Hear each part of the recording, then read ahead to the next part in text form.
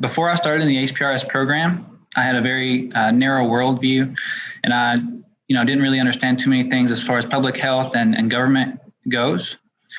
And when I first met the scholars in Nashville for the very first time, the stories that they told and the passion they showed for their communities and for their research really shined through. And to me, this was very transformative because I couldn't be helped but to carry over into my own research, into my own career goals.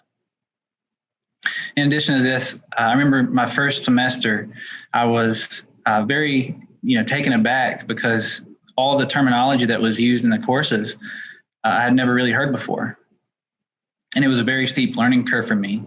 And so now, looking back on that experience, I've learned so much, and I'm able to very confidently talk and discuss and engage with others in discussion around these topics in my own field now.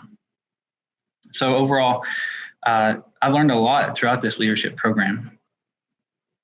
When we were developing our leadership development plans, we learned that leadership grounded in your values and your strengths is the most effective way for me to lead. And during this process, I was able to identify my values and my strengths, and additionally how to lean into those and lead from within. And now, every day in my lab setting, I'm able to try to practice. I put these concepts into practice, finding shared values among myself and others, and to find common goals, and then to lead in that way. And it's been a very powerful way for me to lead compared to before. One piece of advice that I would give to incoming scholars is just to be open. Be open to the experiences, new ideas, and just the process itself. The HPRS NPC really know how to refine upcoming leaders, and they do a great job. So just be open. That's my piece of advice. My understanding of leadership has taken a dramatic change and transformation over the past 4 years in this program. Before, I thought leadership was something that you gained in a career, in your job setting. But now I understand that anyone can lead from anywhere they are.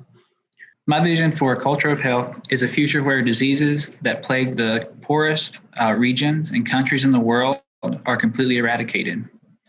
To achieve this, I believe that we should eradicate them using safe and effective control measures, but that these control measures are informed primarily by the people and communities who live there and by the needs and wants that they have.